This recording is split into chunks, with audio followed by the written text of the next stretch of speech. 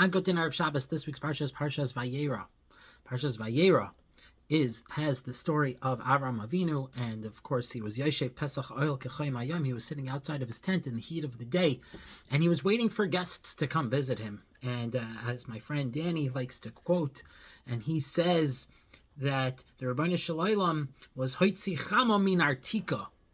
Hashem took the sun out of its sheath to make it a very hot day because he didn't want Avram Avinu to be bothered and be troubled with guests because he was recovering from a painful procedure of the bris milah.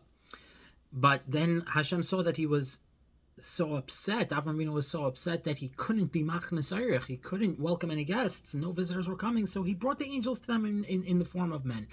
So Avram Avinu could do this mitzvah. The question is, why was Avram so distressed when no guests were coming to him? If there's no one passing by, so there's no mitzvah of achnasas archim.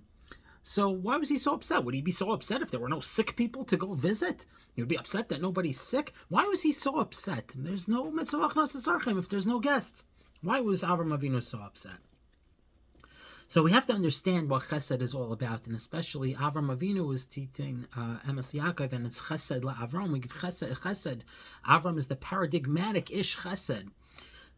And there's two different types of chesed. One type of chesed is a person does kindness because he feels compassion toward another person who needs help. So in that case, the more the person suffers, the more the giver's heart has to open to him and feel like he wants to do for him.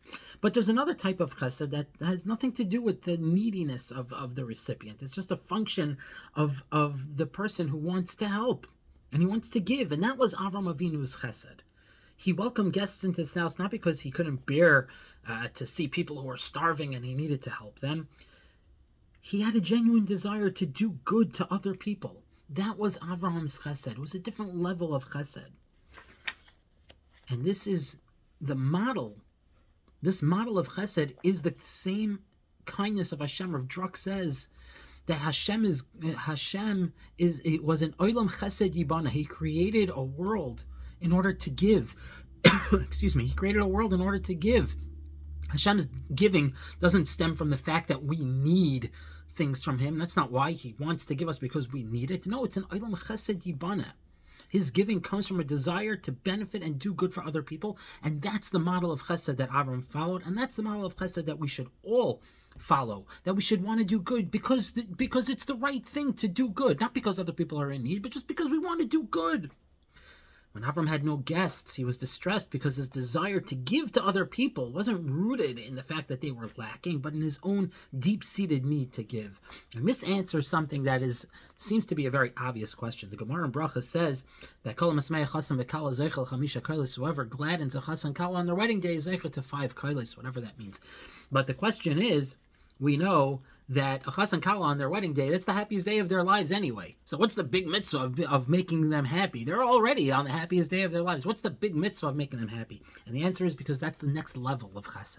It's the next level. When you're making them happy, not because they're sad, not because they need a pick-me-up, but because you just want to make people happy. You just want to do good. So the kindness is not a function of compassion. It's a function of innate goodness and the desire to give. So that, when you show that attribute, that makes you zeicha to reward. So let's all try to just want to do good in the world. Let's just try to spread good into the world for the sake of goodness. Have a great Shabbos.